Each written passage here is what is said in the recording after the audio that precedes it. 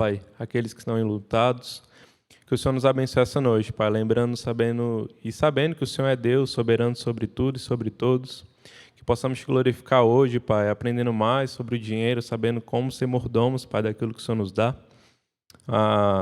Recebe nosso louvor, recebe a nossa glória, em nome de Jesus, amém.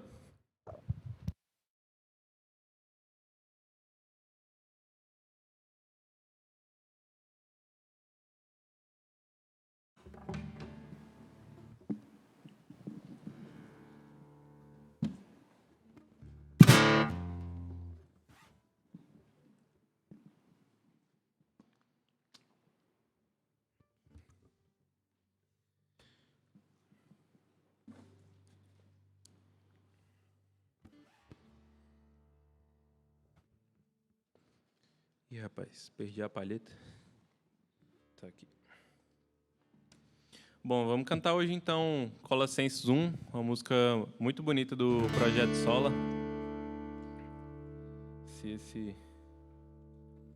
Para de me deixar aqui.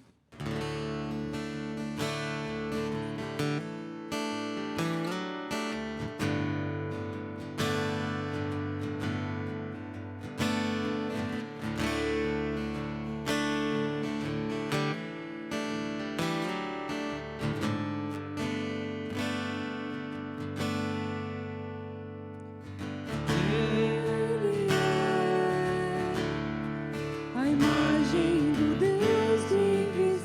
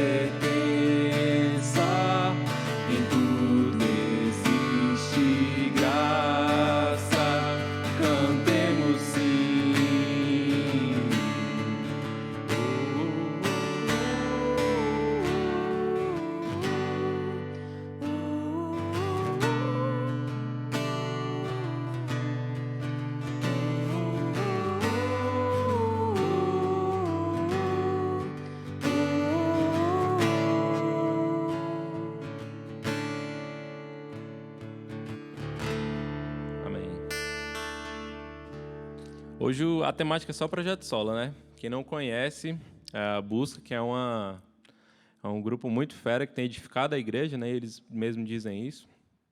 Procura aí até agora o Projeto Sola. É uma banda muito massa. A próxima que a gente vai cantar é Isaías 53, né?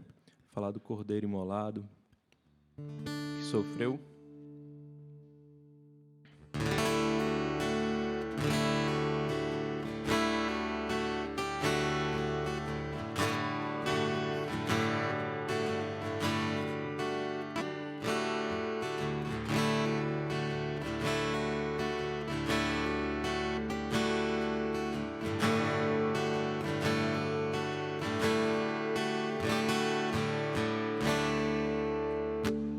Não tinha qualquer beleza ou majestade pra nos atrair.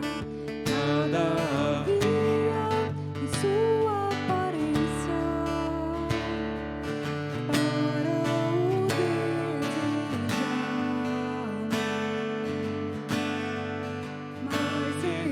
mas rejeitado dentre os homens, ainda assim carregou nossas dores. O seu castigo nos traz paz e a esperança não se esvai. A oferta pela culpa ele ofereceu pra satisfazer o Criador. Ele morreu pra que sua luz em nós pudesse brilhar. O Filho do amor se entregou em nosso lugar.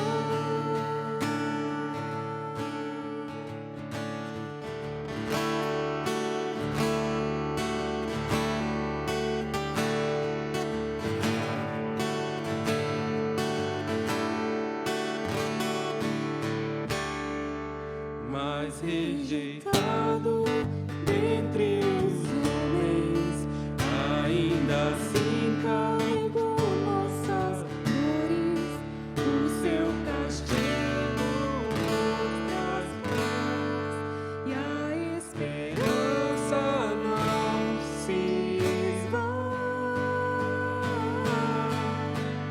A oferta pela culpa ele ofereceu pra satisfazer o Criador. Ele morreu pra que a sua luz em nós pudesse brilhar. O Filho do amor se entregou em nosso lugar. És Cordeiro. És o Cordeiro que pelos nossos pecados foi esmagado, sem dizer uma só palavra, se entregou aos cravos, derramou sua vida até a morte, provando a ira amarga, a luz da sua doce graça e nos fazer viver.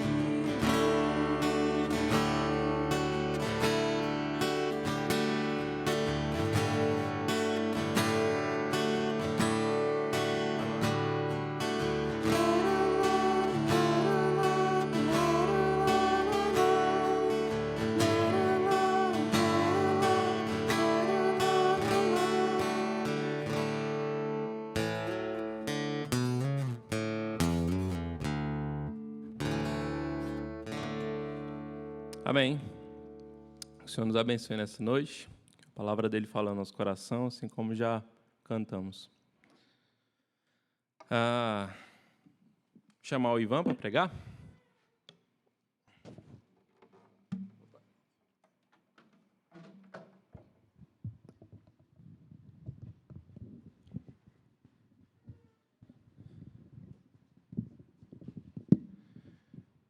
enquanto o Ivan se posiciona, eu não sei se todos os PGs continuam, se alguém puder confirmar, mas o de quarta-feira continua. A gente está aqui na sala do sofá. O do Lucas William também continua na segunda, né? Eu não sei se o do Pedro de sábado também continua presencial. A gente tem ficado mais sensível, né, a esse tempo e tomado mais cuidados mesmo. O nosso PG a gente cancelou o lanche e tem feito aqui no hall da igreja, respeitando de fato o distanciamento, com máscara. Então, se você tem ficado com aquela pulga atrás da orelha, participe, né? É bom ser igreja também nesse tempo de angústia que o Brasil sofre. E é bom orar e é bom revisar, né, o sermão de domingo. E esse sermão de João 13, né, se eu não me engano, do domingo, foi muito fera essa semana. Então, não perca nessas oportunidades de ser igreja no meio da semana, né, de aplicar a teologia ali no dia a dia, né. Então, hoje a gente vai ter o Ivan falando sobre o dinheiro e eu queria orar por ele. Vou ficar por aqui mesmo.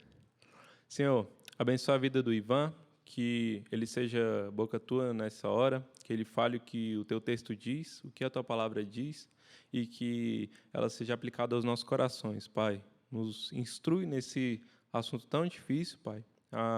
Nos ajuda a planejar, Pai, e executar as nossas finanças de acordo com a tua vontade, Senhor. Sermos bons mordomos daquilo que é teu. Em nome de Jesus, abençoa a nossa noite. Amém.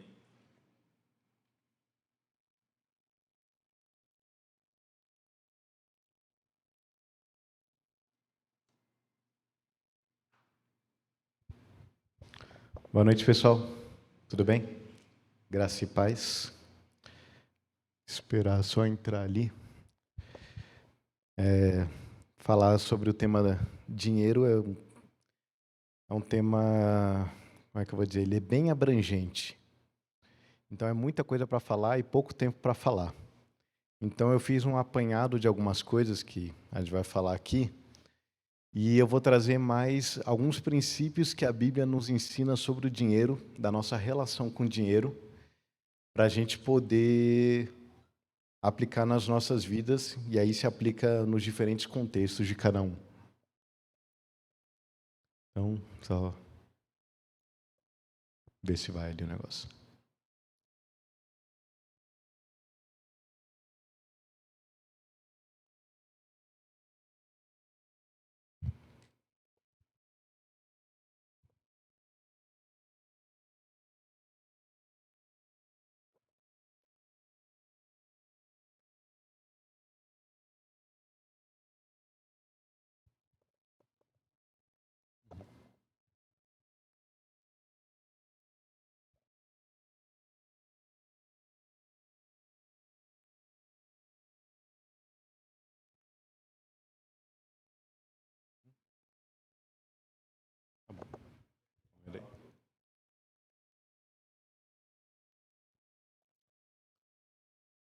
Bom, então, introduzindo o tema,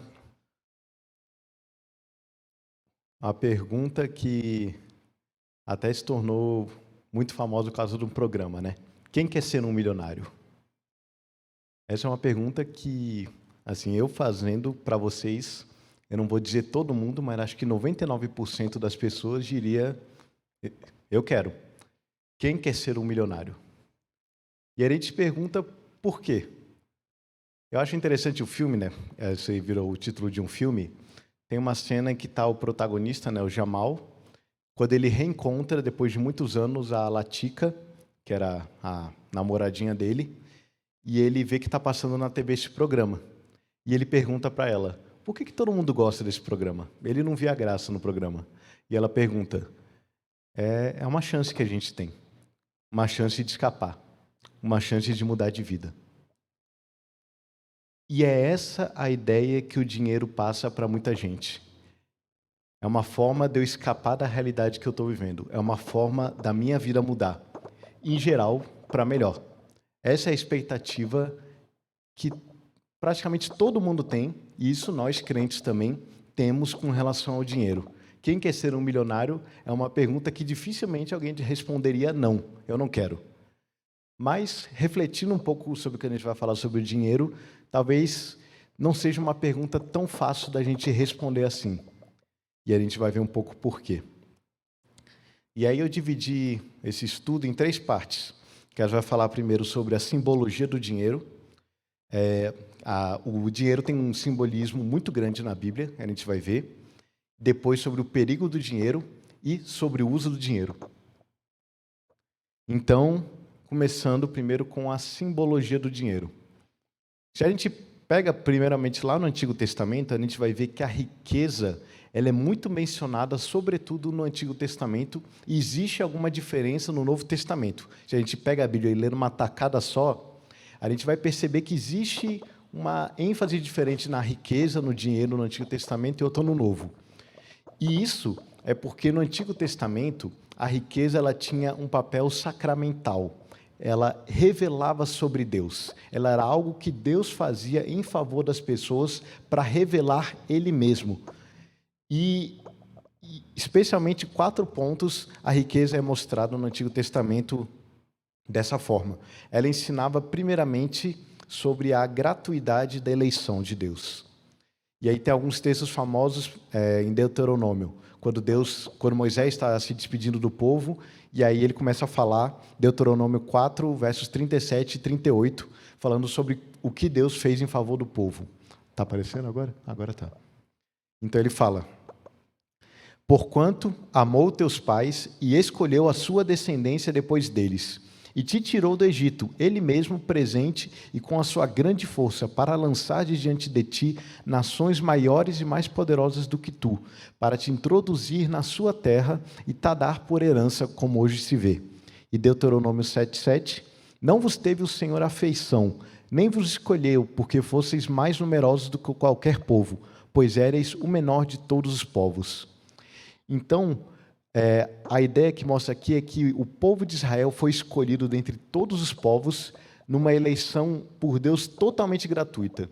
Moisés e Deus afirmam várias vezes: vocês não eram melhores que os outros, vocês não eram mais humildes, não eram mais numerosos, não eram mais poderosos, mas eu escolhi vocês e Moisés fala, ele tirou vocês do Egito, o maior império da época, ele derrubou o Egito, vocês saíram do Egito carregados de riquezas que não eram de vocês, os egípcios foram dando para vocês, vocês entraram numa terra que Deus deu para vocês, que já tinha cidades, que já tinha plantações, tudo veio de forma gratuita para vocês.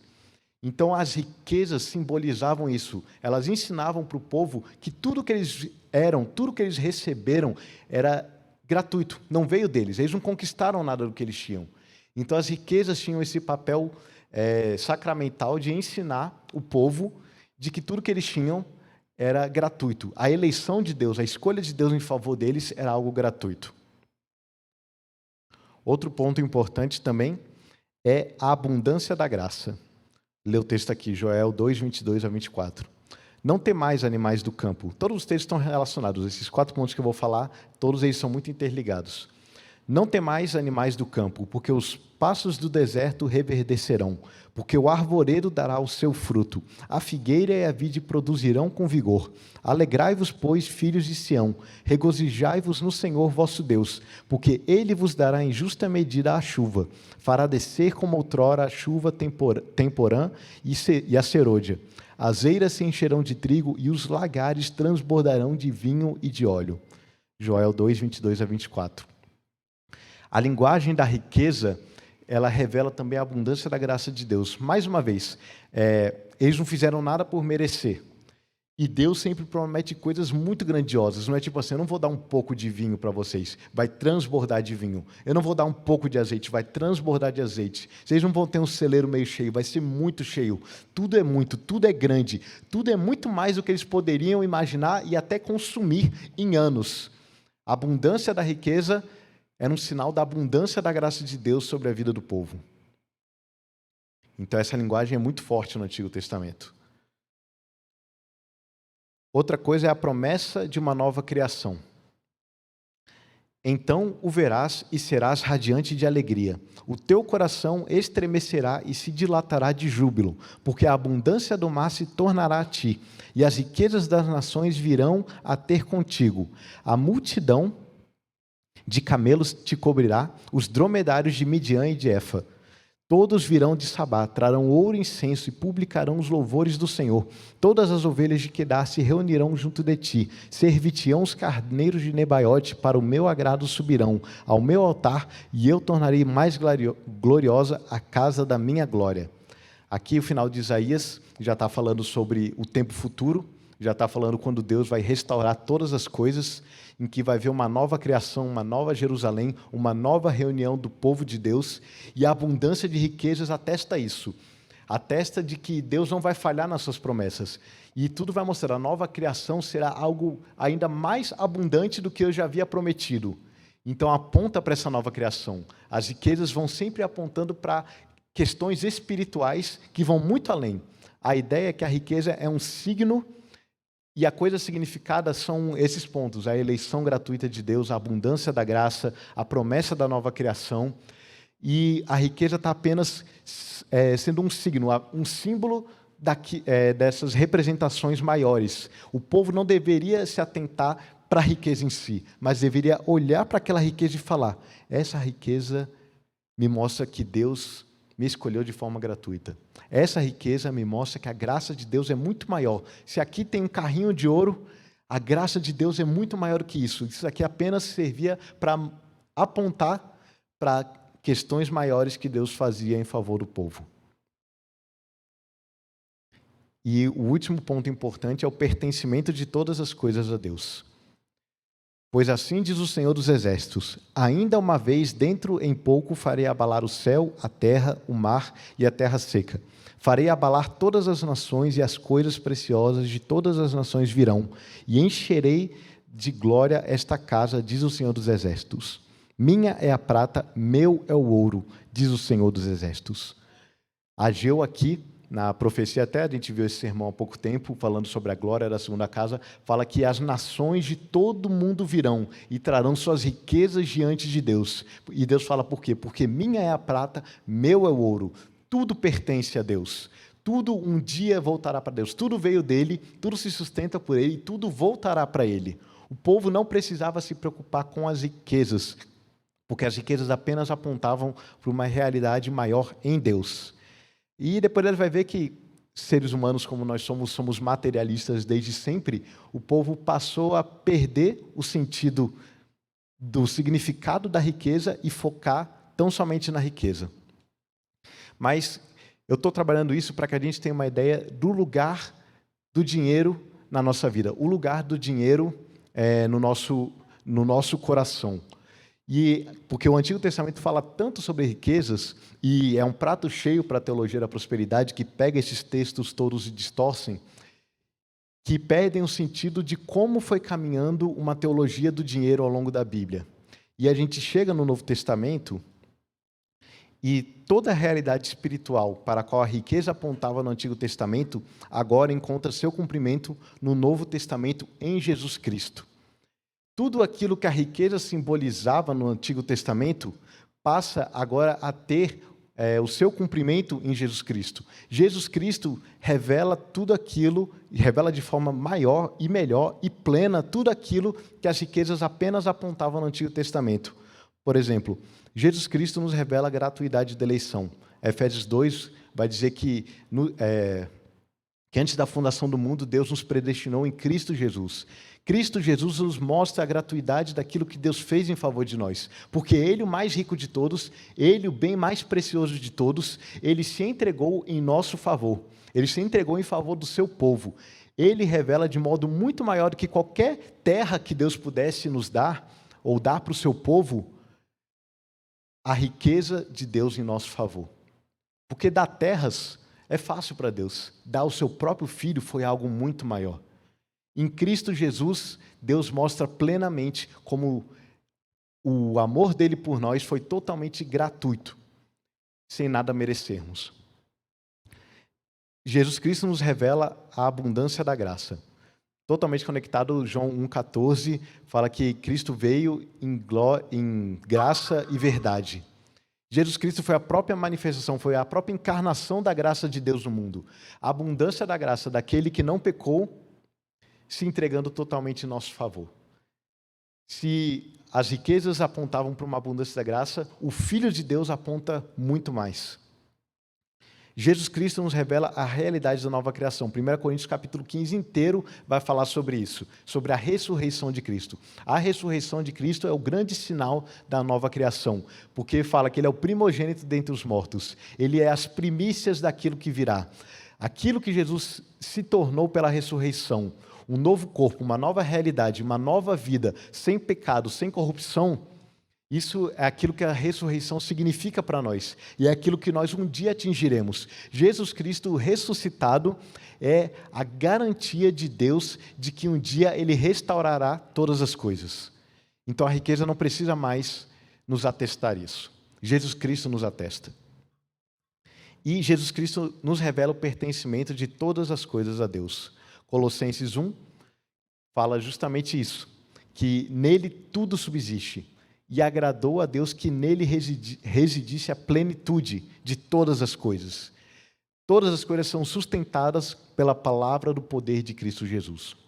Então, tudo aquilo que a riqueza simbolizava no Antigo Testamento encontra um cumprimento muito maior em Cristo Jesus.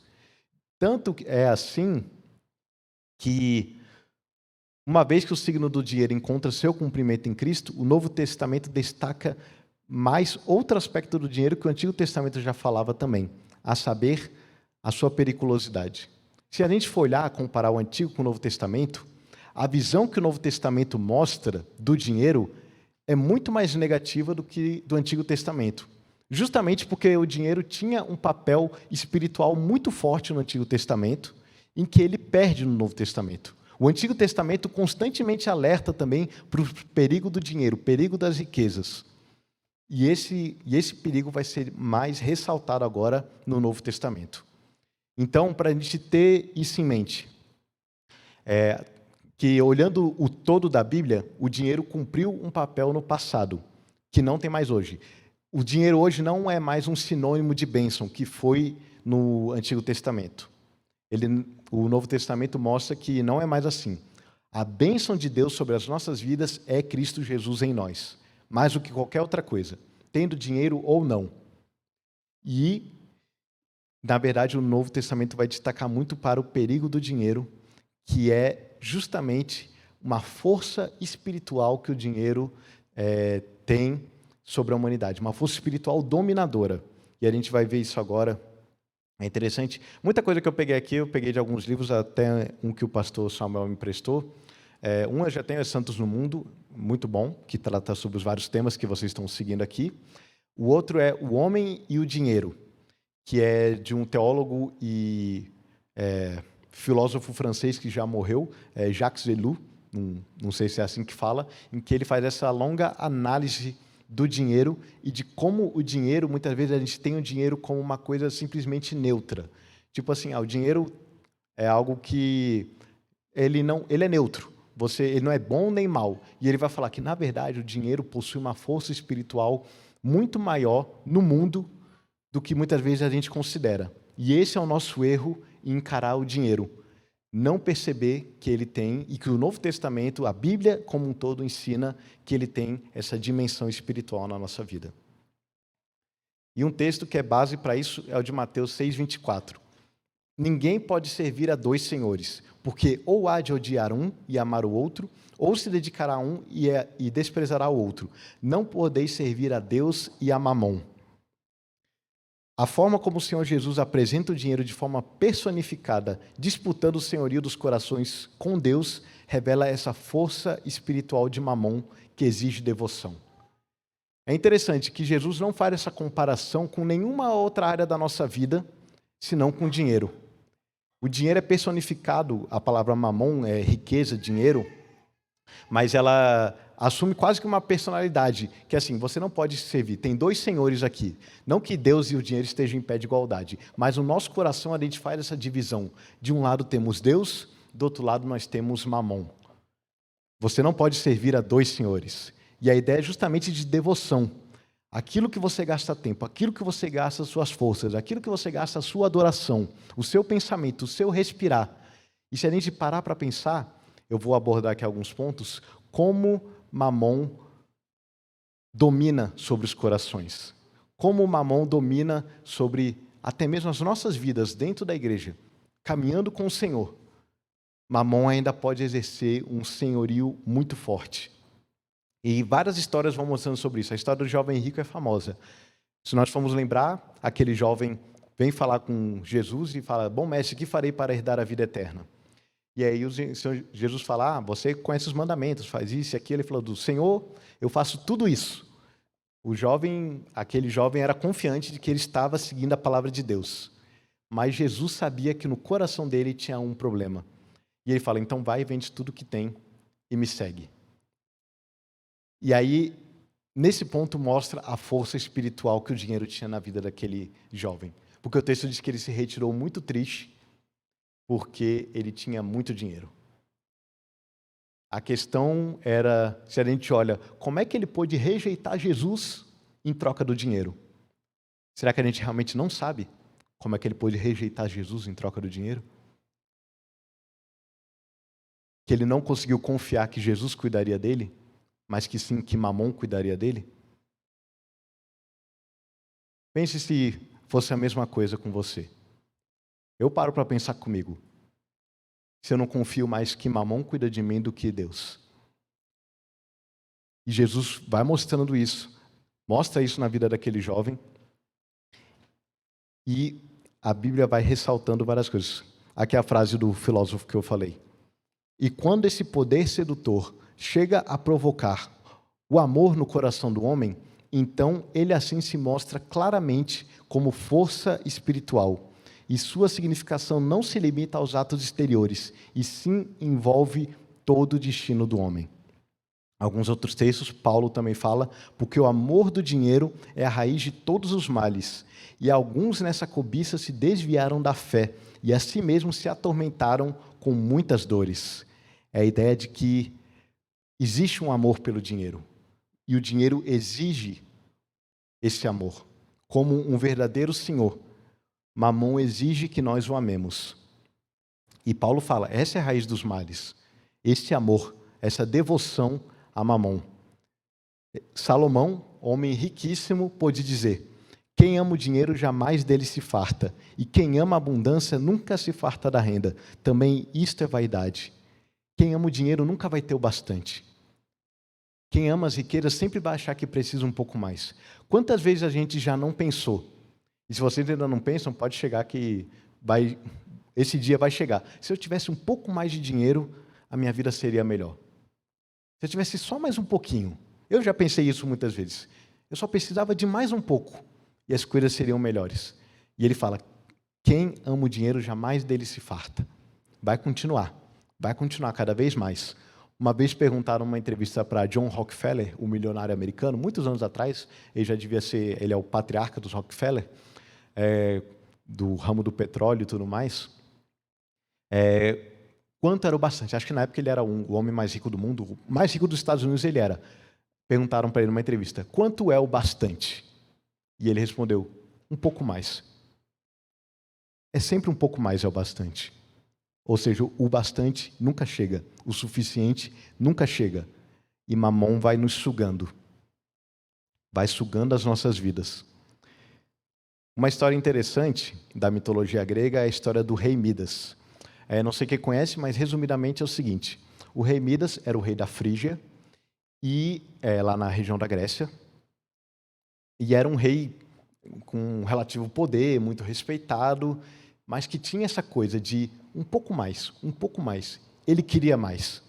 Um dia, ele socorreu um homem e descobriu que esse homem era o pai adotivo de Baco, o deus da fertilidade, das riquezas, essas coisas. Ele foi socorrer esse homem, levou esse homem até Baco, e Baco perguntou, pede qualquer coisa que eu possa te dar, dentro das possibilidades dele. O rei Midas pensou e disse, eu quero que tudo que eu toque vire ouro. Tanto que ficou a expressão toque de Midas, quando parece que tudo que a pessoa faz dá dinheiro. E ele ficou felicíssimo, porque ele foi voltando para casa, ele tocava na árvore e virava ouro, tocava numa maçã e virava ouro, tudo ia virando ouro. Ele achou que ele agora tinha a solução para a vida dele, que era, agora não ia faltar riquezas para ele, mas quando ele chega de volta à sua terra, e ele pede para fazer um banquete, ele vai comer e tudo que ele toca vira ouro. e ele não consegue mais comer. Ele vai beber e vira ouro. Tudo que ele bebe vira ouro. De repente, ele começou a se tornar refém da própria riqueza. Num acesso de desespero, a filha dele veio tentar consolá-lo, tocou nele e virou uma estátua de ouro. Ele, enlouquecendo, vai até Baco e pede para se livrar daquela bênção que no final virou uma maldição. E Baco livra daquilo. A ideia é que ele achava que ele teria o domínio da riqueza, mas na verdade a riqueza teve o domínio dele. E ele ficou totalmente refém da própria riqueza. E isso mostra como até entre os povos pagãos já se tinha essa noção de que o dinheiro, a riqueza, podem não ser tão bons quanto parecem. E o Senhor Jesus deixou isso muito claro, a Bíblia deixa isso muito claro, sobre a força de Mamon. E aqui eu peguei algumas coisas também nas minhas leituras e pensando formas como a devoção a Mamon pode ser vista no nosso dia a dia. Que talvez você esteja pensando que não tem todo esse amor pelo dinheiro. Todos nós pensamos isso. Ninguém acha que é ganancioso. Ninguém acha que é avarento. Todo mundo acha que só precisa de um pouco mais. Algumas coisas, conversas. Isso eu achei muito interessante do autor colocando. A gente não tem facilidade para falar de dinheiro. A gente não tem facilidade para falar quanto ganha, ou quanto está devendo, ou coisas desse tipo. Dinheiro é quase que um assunto meio velado de se falar, de forma geral. E ele coloca, isso é quase como se o dinheiro fosse de fato sagrado, uma divindade. A gente tem medo de falar. A gente não consegue falar abertamente. Porque, e por aí, até, digamos assim, fora da igreja mesmo, o pessoal fala, não fala que vai dar errado. Se as pessoas souberem que você está bem, as coisas vão começar a dar errado. E por incrível que pareça, isso pode acontecer com a gente também. A gente não gosta de falar, a gente tem medo de falar do dinheiro. E ele vai mostrando que nas nossas conversas mostra como o dinheiro tem um papel meio que assim. É como se ele estivesse falando de uma divindade. Não pode ficar falando abertamente. Tem que tomar cuidado. O negócio vai piorando. Estudos, trabalho, mudança. Quantas vezes a gente não define os próximos passos que a gente vai dar pensando em dinheiro? E não pensando se aquilo vai agradar a Deus, ou se aquilo vem de Deus, ou coisas do tipo. Vou para tal curso, vou para tal pós-graduação, vou para tal mestrado. Por quê? Normalmente, dinheiro. Vai me dar uma condição melhor. Vai me proporcionar ter mais. Isso é muito comum na vida de todo mundo. Trabalho, a mesma coisa. Aceitamos uma promoção ou não. Aceitamos determinado trabalho ou não. Não pensando se aquilo vem de Deus, não pensando se aquilo agrada a Deus, não pensando esse tipo de coisa, mas pensando no dinheiro. Nossos passos parece que são o tempo todo assim. Mudança. Mudar de cidade. Isso é uma coisa que acho muito interessante. Como muitas vezes as pessoas têm uma disposição imensa de mudar de uma cidade para outra por causa de uma grande oportunidade de emprego. Mas não pensam se naquela cidade, por exemplo, vai ter uma igreja boa para congregar. Não pensa se lá ela vai conseguir construir relacionamentos. Normalmente, o fator determinante das decisões é o dinheiro. Dificilmente alguém se muda para um outro emprego, para uma outra cidade, para um outro estado, se for para ganhar menos. Mas se for para ganhar mais, a gente é capaz de fazer grandes mudanças. Grandes mudanças. E a coisa vai aprofundando. Política. Política pautada no dinheiro. Até quem diz que está pensando no pobre, a solução é mamon, é o dinheiro. O dinheiro é a solução. Já pararam para pensar como a gente sempre pensa, se a pessoa é um coitado, é porque ela não tem dinheiro. A pessoa vai ter dignidade a partir do momento que ela tiver dinheiro. Se ela tiver um pouco de dinheiro, ela vai ter dignidade. A dignidade de uma pessoa, o valor de uma pessoa, a solução na vida de uma pessoa está sempre pautada nela ter dinheiro. O mínimo para sobreviver, ou coisas desse tipo. E políticas diversas, seja capitalismo, socialismo, são baseadas no dinheiro. O socialismo, inclusive, porque a solução dele para o mundo é o dinheiro. Se todo mundo tiver dinheiro, a gente não precisa nem mais de religião. Porque agora todo mundo tem dinheiro, está todo mundo bem, está todo mundo feliz. O Senhor de todos é Mamon. Mamon resolve o problema de todo mundo. Se você estiver em dia com Mamon, está tudo certo. Família. Esse é um ponto também bem delicado, porque quantas vezes a gente não constitui família ou deixa de constituir por causa de dinheiro? A gente pensa em casar ou não pensa em casar por causa de dinheiro. A gente pensa em ter filho ou não pensa em ter filho por causa de dinheiro. Vocês já oraram se é para casar com uma determinada pessoa? E às vezes a resposta que você está esperando é dinheiro. Não é outra coisa. Ter filhos. Ter filhos é um assunto muito complicado. Eu não quero polemizar se você vai ter muito filho ou não. Mas normalmente as pessoas pensam, não posso ter tantos filhos porque eu não vou ter dinheiro para pagar. Como é que eu vou sustentar? Viu como é a lógica? A gente não está preocupado se Deus quer que a gente tenha mais filhos ou não. A gente está preocupado se a gente vai ter dinheiro, se Mamon vai cuidar dos nossos filhos ou não. Eu penso isso. Eu já me peguei pensando muito nisso. Tipo, eu vou ter mais filhos, como é que eu vou pagar o plano de saúde? A minha preocupação não está em Deus. A minha preocupação está se Mamon vai cuidar do meu filho, não se Deus vai cuidar do meu filho. E isso é muito profundo na nossa vida, que a gente nem para pensar como isso está arraigado no nosso coração. Como cada decisão que a gente toma está pautada em dinheiro. A nossa sociedade é assim. Ela é constituída dessa forma. Tudo depende de dinheiro. Essa daqui é uma coisa que o autor colocou e não digo que eu concordo, mas acho que vale a reflexão. Ele fala de poupança. Ele até usa a parábola de Lucas, né, do homem que construiu grandes celeiros e fala, você tem muito para muitos anos de vida, agora só pode descansar. E vem Deus e fala, louco, essa noite pedirão a tua alma. E aí o homem morre. Ele fala que a poupança é uma forma da gente mostrar a nossa incredulidade. E ele fala, não uma poupança específica, tipo assim, estou juntando dinheiro para comprar uma casa ou para pagar tal conta, tipo, mas uma poupança justamente, uma poupança para o futuro, para aquilo que eu não sei se vai acontecer. Ele fala, isso a gente garante o nosso futuro em Mamon, não em Deus. A gente nem sabe se a gente vai chegar lá, mas a gente está alimentando o Mamon.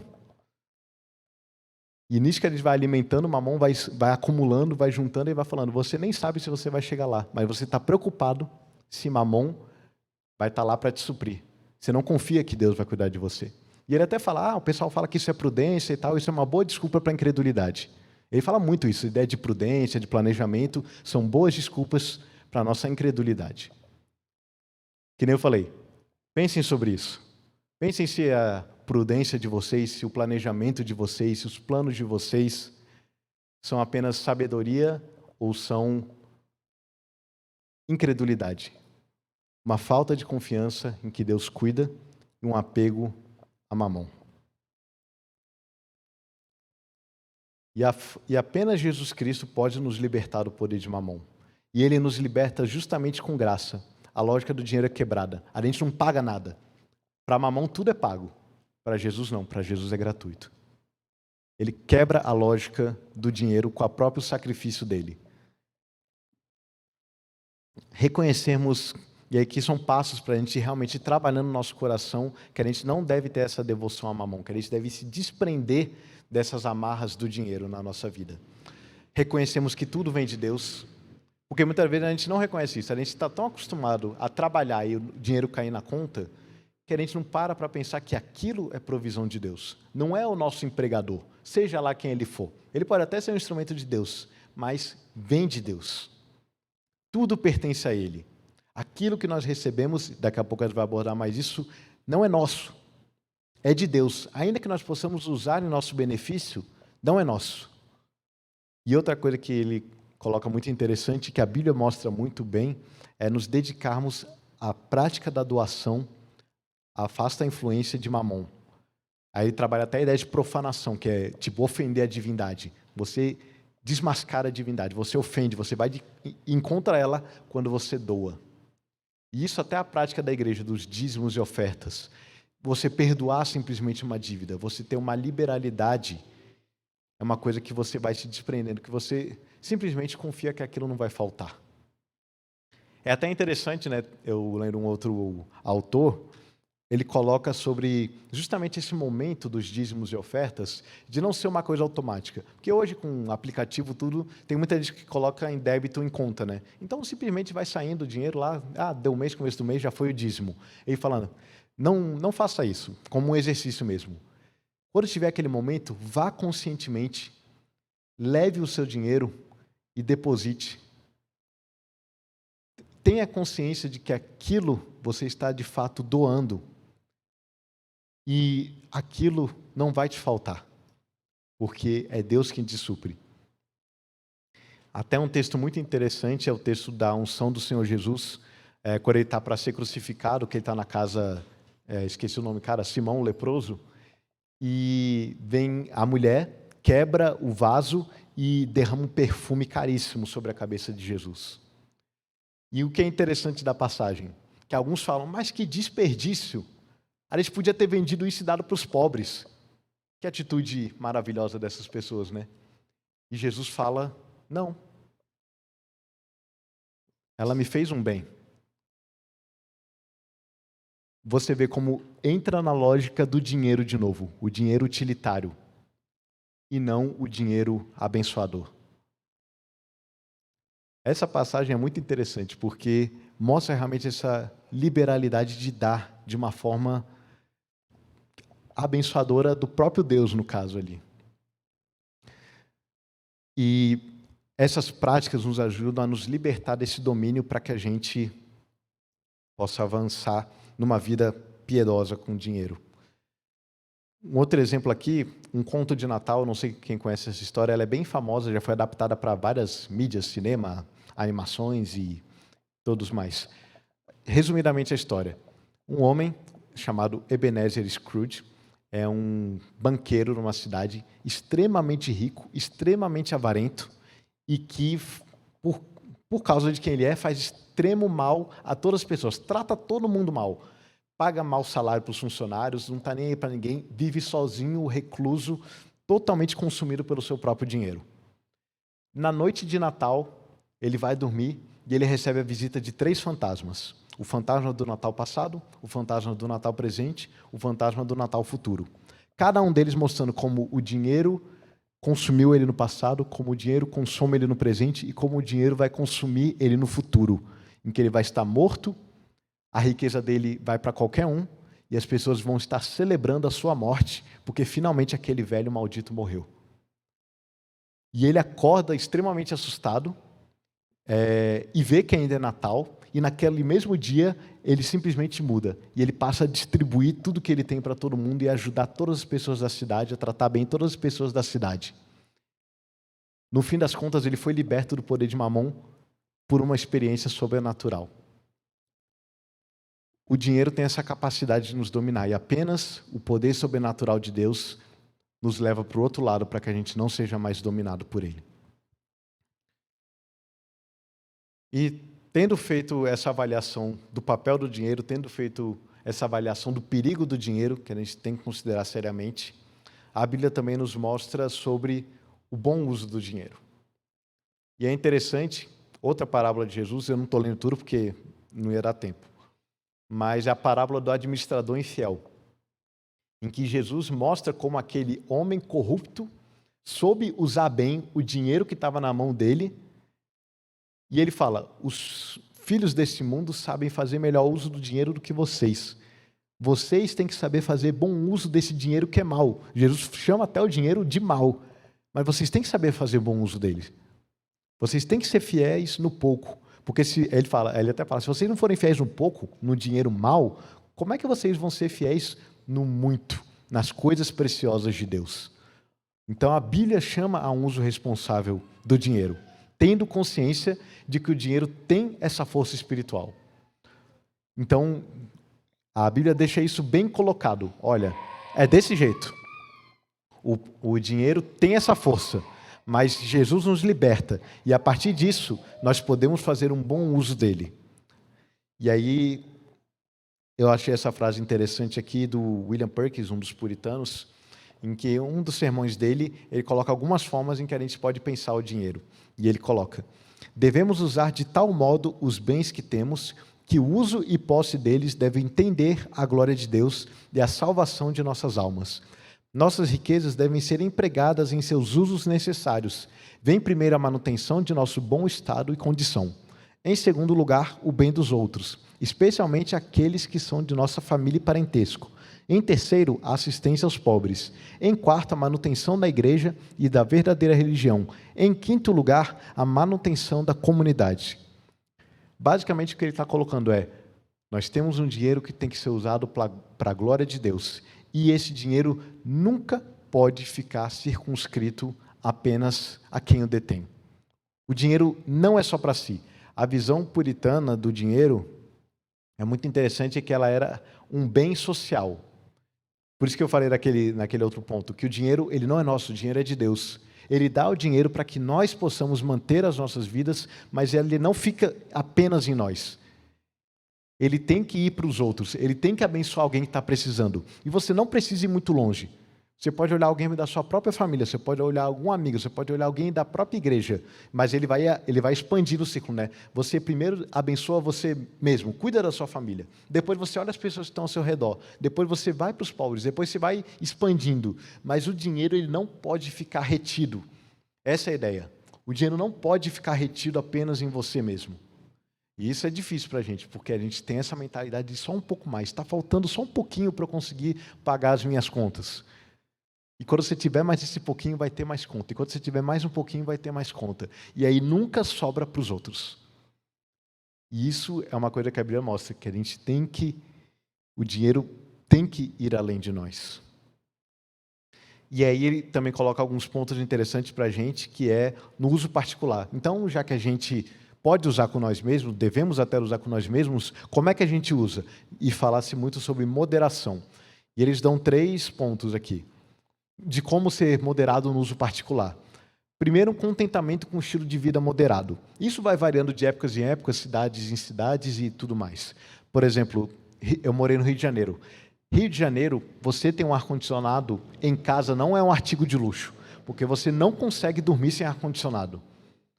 Então, que nem eu falei, são realidades e realidades, mas a questão é ter um contentamento com o estilo de vida moderado, em que você tem tudo o que você precisa. Você não precisa esbanjar com as melhores roupas, com os melhores restaurantes. Não que exista algo errado em si nessas coisas, mas a gente pode estar saindo da nossa vida moderada para uma vida de luxo e deixando de abençoar outras pessoas. Que nem eu falei, esse assunto é um assunto muito difícil, porque eu não sei da realidade de cada um, mas esses princípios são para que vocês avaliem a própria vida de vocês e vejam como vocês estão usando o dinheiro de vocês. E ele fala, tenha um contentamento com o estilo de vida moderado. E isso pode significar tantas coisas, pode significar alimentação, roupa, locomoção, moradia, tanta coisa, viagens, mas tem um estilo de vida moderado, em que você não gasta tudo que você tem, talvez seja isso, consigo mesmo, né? Você gasta uma parte consigo mesmo, mas sobra para abençoar outras pessoas. Voluntariamente definir limites aos gastos pessoais. Não deixar que as circunstâncias limitem os seus gastos. Eu não gasto mais porque eu não posso. A ideia não pode ser essa. Eu não gasto mais porque eu estabeleci um limite. Por exemplo, eu ganho, dando um valor hipotético, eu ganho 5 mil. Eu só vou gastar comigo 2 mil. A gente sabe que em Brasília 2 mil vai só no aluguel. Mas, enfim, 2 mil só comigo e o resto eu gasto com outras coisas. Mas a ideia é de estabelecer um limite. É de estabelecer um limite. Você mesmo estabelece um limite. Nisso você já está mostrando que não é mamão que te domina. Você estabelece um limite. Eu não vou gastar tudo. Eu não vou torrar todo o meu dinheiro comigo mesmo. E o outro, pôr a riqueza e os bens em perspectiva, que é aquilo que a gente falou. As riquezas não são o nosso bem maior. Nosso bem maior é Cristo Jesus. Ele mostra o amor de Deus, Ele mostra a graça de Deus, Ele mostra as promessas de Deus, Ele mostra a nossa satisfação. Ele é tudo que a gente verdadeiramente precisa. As riquezas são um detalhe da nossa vida. Elas não são o centro determinante da nossa caminhada. que nem normalmente a gente faz. Elas são um detalhe.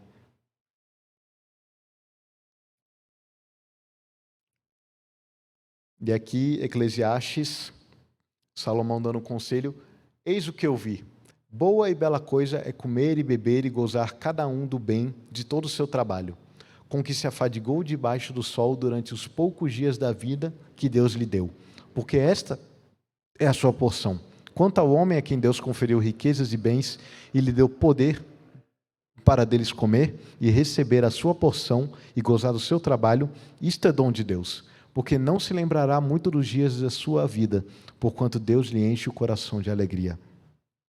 Salomão falando aqui, logo depois daquele texto que ele falou que quem ama o dinheiro nunca é o bastante, logo depois ele fala que você usar daquilo que Deus te dá, isso é bênção. Você trabalhar e receber por isso e poder usar, isso é bênção de Deus.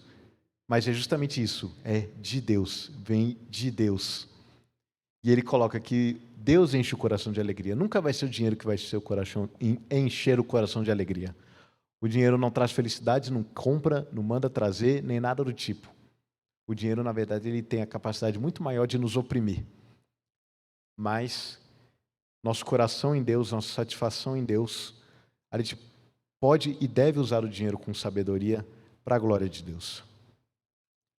E aqui é uma última ilustração de uma história, já vou terminar. O Guardião, um livro muito interessante, de um autor inglês, se passa no século XIX e conta a história de um pastor anglicano, que já é um pastor mais velho e ele é um guardião de um asilo de idosos.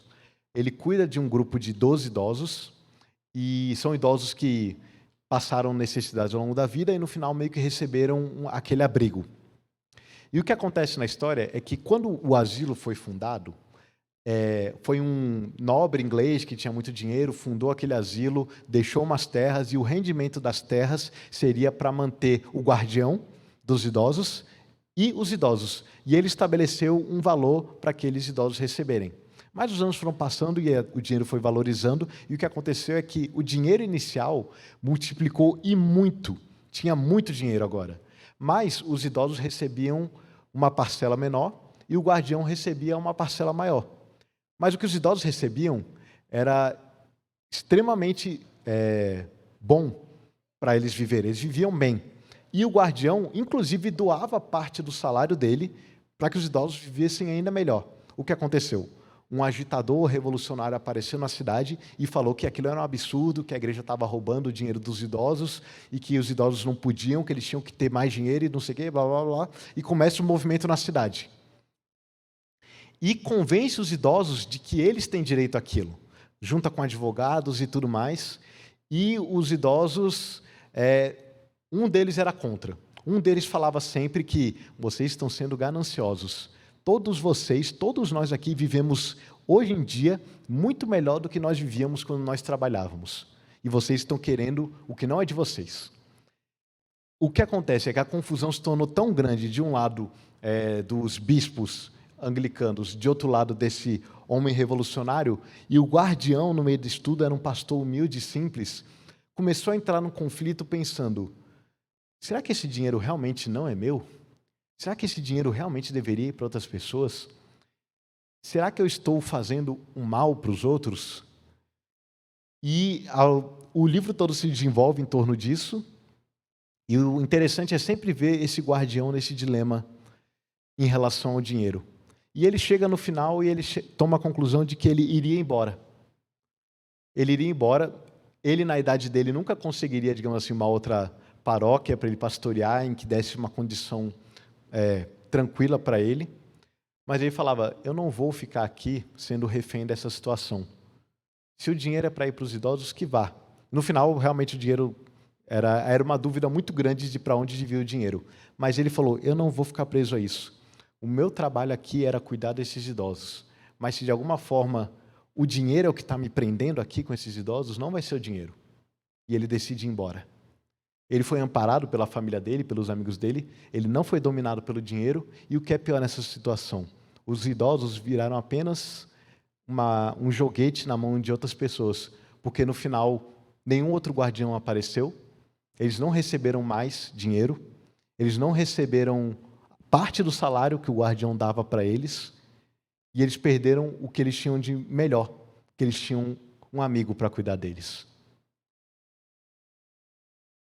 A gente pensar, deixar o dinheiro determinar as situações, tem situações que não são fáceis de nós determinarmos o que fazer com o dinheiro. Não foi fácil para o personagem dessa história. E acabou que no final todos ficaram prejudicados, apenas por causa de ganância. Porque quiseram mais do que já tinham. Fomentado por outras pessoas. Mas esse homem, para mim, deixou um bom exemplo de alguém que não é determinado, no caso dele, o ministério dele, mas que não é determinado a vida por causa do dinheiro. Ele saiu, digamos assim, na história ele ganhava 800 libras e ele saiu para ganhar 40 libras. Ele foi tipo assim, mudou totalmente a vida dele. Mas ele não seria governado por aquilo. Nós vamos ter oportunidades ao longo da vida de usar o dinheiro de diversas formas. Mas a gente não pode ser governado pelo dinheiro, ser determinado pelo dinheiro. A gente precisa ter moderação, confiança em Cristo e viver para a glória dele, sendo generoso. Para acabar, só uns últimos versículos e a gente encerra. Digo ao Senhor, tu és o meu Senhor. Outro bem não possuo, senão a ti somente. Tu me farás ver os caminhos da vida, na tua presença a plenitude de alegria, na tua destra delícias perpetuamente. Pelo que não terão herança no meio de seus irmãos. O Senhor é sua herança, como lhes tem dito. Por isso vos digo, não andeis ansiosos pela vossa vida. Buscai, pois, em primeiro lugar o seu reino e a sua justiça, e todas essas coisas vos serão acrescentadas. Que Deus nos abençoe. Eu sei que é muita coisa para a gente pensar, é algo difícil da gente refletir, fazer uma autoavaliação, uma autoconfrontação, né, que nem a gente viu essa semana, mas ela é muito necessária. A gente não pode achar que isso não nos atinge. Isso nos atinge. E a gente precisa realmente da graça de Deus. Não é por nós mesmos, nunca é. Mas para a gente saber fazer as coisas da melhor forma possível. Vamos orar?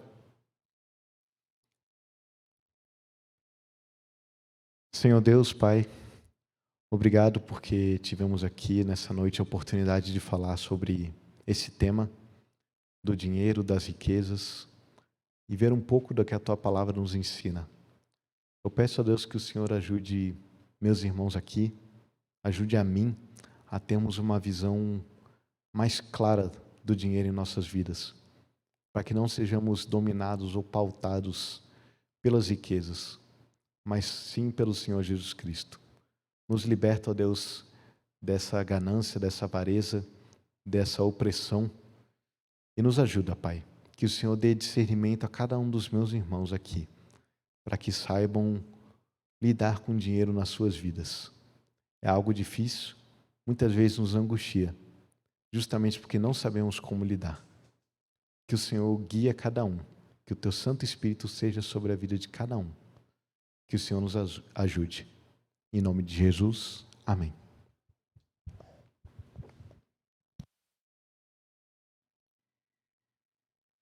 Alô, alô. Bom, pessoal, a gente vai continuar falando mais sobre dinheiro e finanças lá atrás. A gente tem um lanche. Eu peço só aquele cuidado, né? De já ficar então só com o seu grupo, ou se for falar com outra pessoa, usar máscara. Aí lembre de usar o álcool em gel. Queria fazer também 3 dicas de... É um assunto também que eu luto diariamente como casado, né? Então, acho que alguns perfis, a gente tem hoje um acesso absurdo na internet, né? O Ivan falou já o nosso coração, mas talvez de uma forma muito, muito prática. Tem um cara chamado Silvano Júnior. Ele é um gestor financeiro, crente. Ele até fez seminário com a Gi, nossa educadora cristã, que saiu há um tempinho. Mas ele tem me abençoado muito de como aplicar toda essa segurança em Deus, toda a soberania, mas de modo a também ter um recurso, né, para minha família. Então é isso. Até mais. E nos vemos lá atrás.